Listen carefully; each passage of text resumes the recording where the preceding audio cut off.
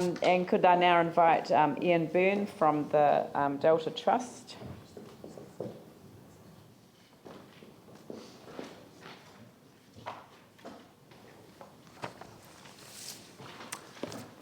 Good afternoon. Good afternoon. Good afternoon. Could I have someone to distribute some? Yes, somebody will come down and do that. Thank you. Hello, my name is Ian Byrne. I'm with the Delta Community Support Trust. I'm here to speak today to the proposed going forward decreases to the community funding and the Strengthening Community Fund, as noted by the Te Whare Wairemata submission to presentations before. I'll just give you a brief sense of who we are and what we do first, and so you give us a sense of how this impacts upon us and our relationship to it. We're a medium-sized social service non-government organisation focused on building caring communities. We provide services to 4,000 odd disadvantaged people each year, including the intellectually disabled, to whom we provide intellectually, social and recreational activities, including a infamous disco, which attracts people from across the city. We also work with isolated older adults in providing a day service, which has about 65 members and brings people in daily to that service as well. We also run a range of community development services, including cultural work, budgeting, counselling, gardening skills development, low-cost community meals, empowerment courses, and a food bank. In doing this, we employ 20-odd people and over 10 full-time equivalents, and we receive support from 60 volunteers who are really key to who we are and what we do. We receive funding from 30 different sources, which we find is really helpful when things go up and down in various places. It's kind of like the stock market. If you have all your stocks in one place, it doesn't work, but if you can spread it a bit, that kind of helps. And we receive about 6% of our income very generously from Council, and we are very grateful for the continued investment of Council in the people of Christchurch through the work we do over the years. We, in some ways, are like a road. I'll give you an example of someone whose details I fictionalised a little bit. An East Asian woman called Peng, who was at home with very limited English and very limited ability to connect with her community. She came across our cultural worker and became involved in our international playgroup, which provides the basic things that you expect from any normal Kiwi playgroup in terms of parenting skills and connection with other mothers in the area mainly, but also taught her English skills and built up her confidence. Over time, those skills have increased to the point where she's now taking a leading role in that group, and she's also moved into our other services and works in our kitchen as a volunteer. So this is someone who's moved from being reasonably marginal to our society to now is contributing actively in what is happening. And we see ourselves as being like a road, a form of social infrastructure to get the likes of Peng from where she was to where we are, so we can make all those kind of things happen. So what you've got in front of you is the cost to us of doing this kind of thing. So the blue line is how many contacts we had before the earthquake, which is about 15,000. That dropped when the earthquake happened because we had to stop a number of our services and also because lots of people just moved out of the area. And then that zooms up after the earthquake and has continued to grow. So we are 60 to 70% higher in terms of the services we are providing since Perth earthquake. And the red line is our income over that period, which grew with some of the additional earthquake funds, which were available from various sources since then, but is now dropping off as those things develop, as those things are less available, but as, of course, the contacts continue to climb. Our problem is that, obviously, like any business, we can't continue to do this forever. And I suppose I'm just appealing to you to consider that when you are looking at the proposals to remove the funding to organisations like ours across the city over the next 4 or 5 years. I suppose what I'm saying is that someone like Peng is like a well-oiled motorcycle going across our road and getting to where she needs to go. And that's little damage or cost to us. Obviously, we need to run programs and like that. But we also have people who are like 18-wheeler trucks who come and have multiple addictions, gambling, drug and alcohol, who come and smash up our walls and vomit in our toilets. And if we aren't here, some of providing the social infrastructures which carry some of those people, I suggest some of those people are going to end up in your forms of social infrastructure, notably your libraries. And it's going to impact not only on the people in those situations, but on other citizens of the city as well. That's all I've got to say. Thank you for your time. Any questions? No, thank you. No, I should have said from the outset, but I've kind of assumed that everyone knows that it was a mistake that the 2% cut went through the Strengthening Communities Fund. Sorry. Yeah, Okay. So it wasn't intended, but everyone who's come along who has submitted, who's known that, have used it as an opportunity to say we should be increasing the funding. Sure. So I'm going to take yours as a request to increase the funding. And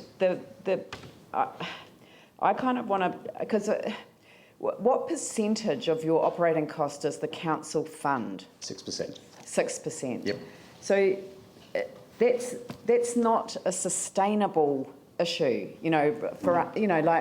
So what we want to do, and the reason that we decided not to apply the blanket cut across this fund, was that we've set up a group to look at the purpose of and the mechanisms for funding and our contribution as ratepayers of the city, because people often think about council money as being council money, but it's not. It's you're collecting money off the rating base of Christchurch to support those who are amongst the probably most vulnerable, and there are a number of people who sort of kind of say, well, wouldn't it be better if the funders worked together and actually created a mechanism for funding organisations that was more sustainable, and that's what we're looking at the moment in terms of community resilience.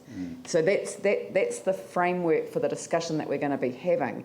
But I'd be interested on your feedback around that kind of approach, because to me,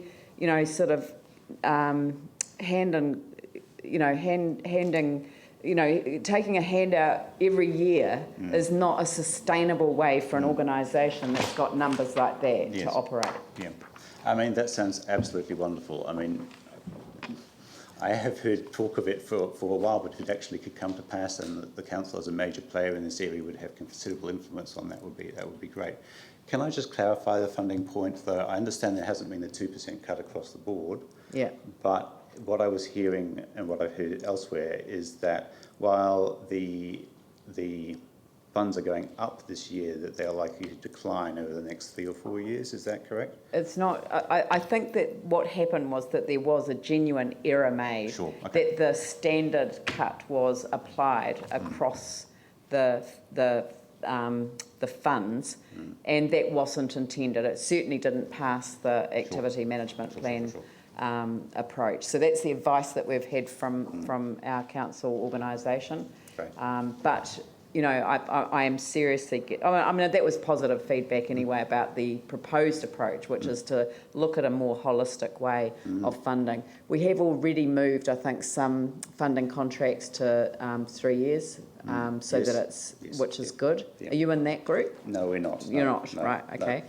And the other one, but then 6% of your funding. I mean, it is a minor part of your funding needs. It is, but it all contributes. I know it all contributes. It all adds up. Yeah. Okay, Phil. Thank you, Ian. Clearly, yours is a big organisation and with a wide catchment pretty across the city. You just tell it, and I'm interested in how perhaps your agency works with some of the others, and also the struggle around affordable homes, but particularly for those at the very end of the scale, as you say, who are really disadvantaged, or highest need, where, for example, people don't have a home. So how is that work sort of going for you? We've looked at that.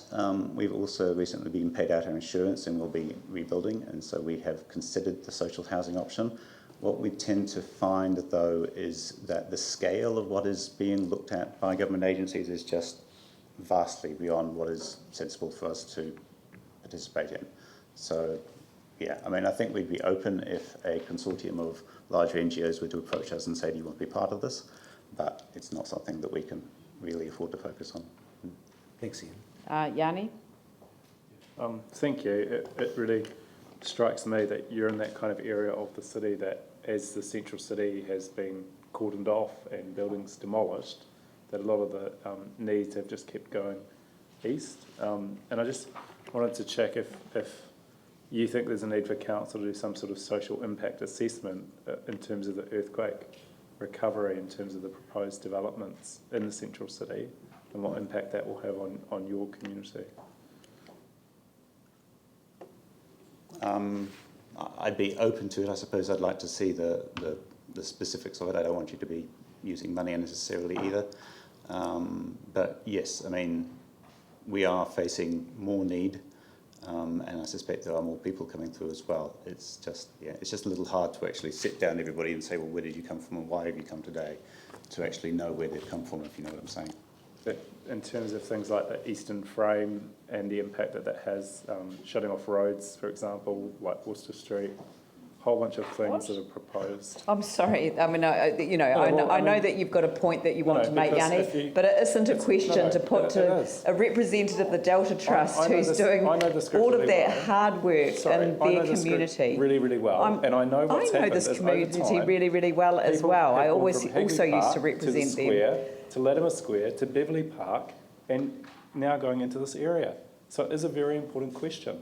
No, the question is that you've asked whether there should be a social impact study done on decisions that relate to the East Frame. On the needs, we hear that there's housing crisis. We hear that groups have got huge needs than previously. We've heard that there's no increase in mental health funding. So ignore the reference to the East Frame. Do you think that the council should be itself conducting a needs analysis around the impact of developments in the city?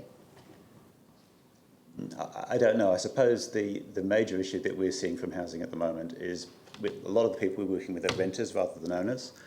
And they are being pushed out to get renting done, and perfectly legitimate to get repairs done. And then they can't afford to come back. And it's coming back at 80 because the rent goes right out of the and then they're having to move out of the area or move into even further substandard accommodation, that kind of thing. So that would be our probably main interest in focusing on it, and I suspect that's not the council's primary ambit. I suspect that's a wider government issue. It is a wider government issue, but we should be involved in that. You're quite right. Well, look, thank you very much. Okay. Much appreciated, and I'm glad that we were able to give you a good response on one issue anyway. Thank you for your time. Thank you.